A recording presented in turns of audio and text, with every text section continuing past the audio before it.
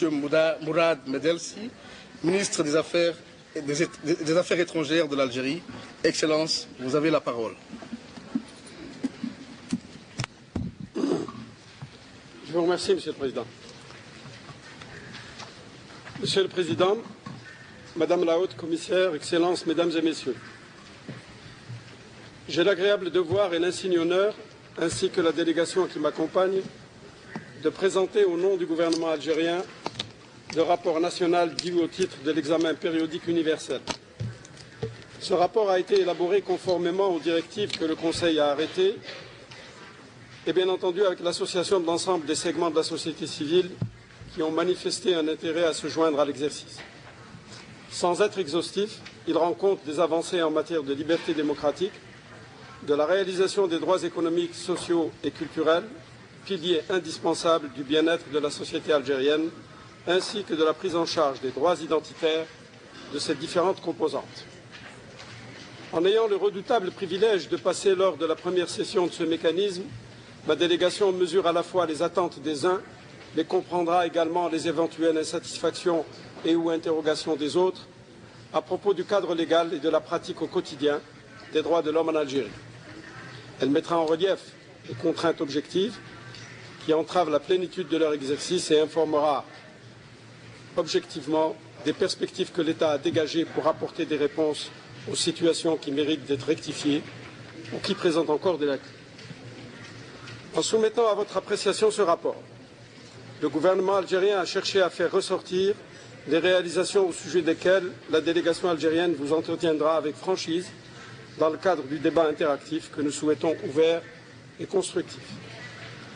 Nous considérons l'exercice que nous entamons aujourd'hui comme étant bénéfique avant tout à notre pays.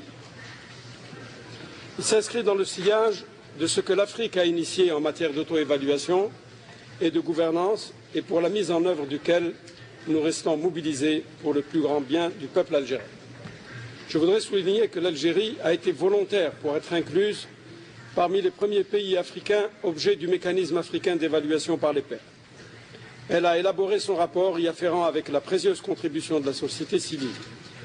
Ceci a été pour nous l'occasion de dresser un bilan de notre action et des politiques que nous avons initiées dans tous les domaines. Un bilan que nous vous soumettons maintenant dans sa composante relative aux droits de l'homme.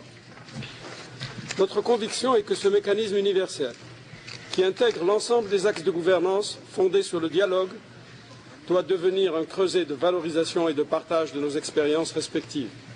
Je voudrais saisir cette opportunité pour réaffirmer que l'État algérien continuera à œuvrer à la promotion et à la protection des droits de l'homme, de tous les droits de l'homme, indispensables à l'organisation de la société démocratique, à la pacification de ses rapports internes et qui constituent, à bien des égards, la base de l'État de droit. Dans cette dynamique, l'État mène de front deux actions, dont la plus urgente et la plus importante est sans doute la consolidation de la paix retrouvée après la longue et difficile période de troubles de la décennie 90.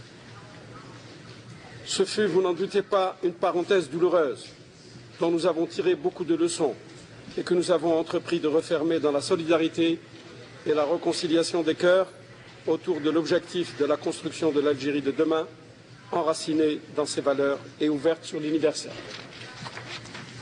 La seconde concerne la poursuite de la réforme institutionnelle, structurelle et organique. La démocratie, les droits de l'homme et les libertés démocratiques dans toutes leurs dimensions sont aujourd'hui des acquis de l'Algérie, comme en témoigne la tenue régulière d'élections libres et transparentes, la diversité dans la composition du Parlement, le fonctionnement démocratique des institutions, l'expression libre des opinions et le développement prodigieux de la presse et du mouvement associatif. Monsieur le Président, l'Algérie a fait sienne le principe de l'universalité des droits de l'homme. Elle considère qu'il est le monopole d'aucune civilisation, d'aucune culture et d'aucune région. Partout, en effet, l'individu doit pouvoir jouir de ses droits et de les faire respecter. L'universalité des droits de l'homme ne doit pas signifier qu'il existe un modèle unique et uniforme d'organisation sociale ou politique. Constante dans sa démarche, l'Algérie est devenue, en mars 2003, partie à la Convention internationale sur les droits politiques de la femme et en janvier 2005 à la Convention internationale sur les travailleurs migrants et les membres de leurs familles. Elle a signé le 6 février 2007 la Convention internationale sur les disparitions forcées et le 30 mars 2007 la Convention sur les personnes handicapées ainsi que son protocole. L'Algérie est consciente que la promotion et la protection des droits de l'homme et des libertés fondamentales incombent au premier chef aux États.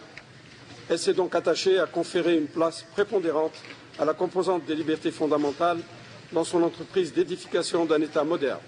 Sa démarche s'inscrit dans une vision humaniste de l'organisation de la société et par-dessus tout procède du respect du droit sans lequel il n'est pas de progrès durable.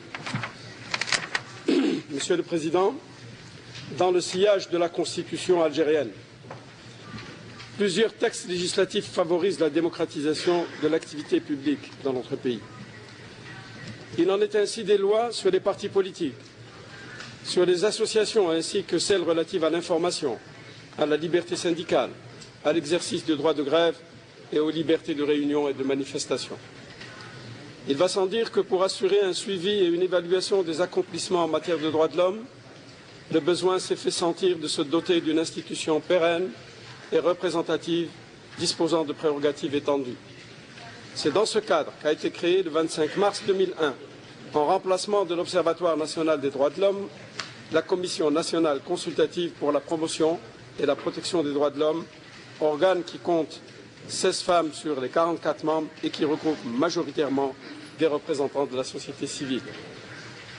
À ce titre, M. le Président de la République a, en avril 2002, tracé une feuille de route portant l'élaboration et mise en œuvre d'un plan d'action pour les droits de l'homme qui se doit de diagnostiquer la situation des libertés et les problématiques qu'elle pose, les typologies d'action qu'elle suggère et les cadres d'évaluation qui s'y rattachent.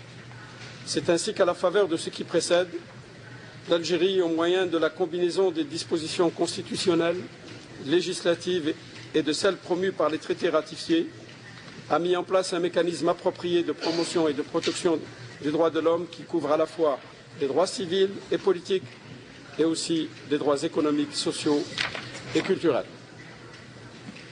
Monsieur le Président, promouvoir un développement durable adossé à une paix pérenne a été à l'origine d'une politique résolue et multidimensionnelle impulsée par M. le Président de la République lui-même.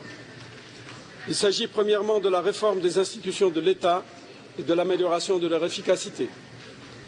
Deuxièmement, de la réforme de la sphère éducative pour faire de l'enfant le citoyen accompli de demain. Troisièmement, de la reconstitution du tissu social fortement endommagé par la criminalité terroriste, et ce par l'adoption de mesures en faveur des victimes, de toutes les victimes de la tragédie nationale, sans aucune distinction. Quatrièmement, il s'agit d'un plan de soutien à la croissance économique en vue de rattraper le retard accumulé et surtout de mettre en place des projets directeurs pour l'horizon 2025. Ce plan, auquel se sont ajoutées deux autres composantes pour les hauts plateaux et le Grand Sud algérien, mobilise pour la période 2005-2009 pas moins de 150 milliards de dollars visant, outre la réduction du chômage, la mise à niveau de l'économie ainsi que l'amélioration du bien-être des citoyens. Dès son investiture à la magistrature suprême en avril 1999, le Président de la République a lancé une vaste et profonde réforme du système judiciaire dont l'objectif est d'édifier une justice indépendante, forte, impartiale et crédible, pilier central autour duquel se construit l'État de droit. Parmi les actions déjà réalisées, on peut citer le renforcement de l'indépendance de la justice, la révision et l'adaptation du dispositif normatif national, la valorisation des ressources humaines, le renforcement de la présomption d'innocence, la réforme du système pénitentiaire, la modernisation de la justice.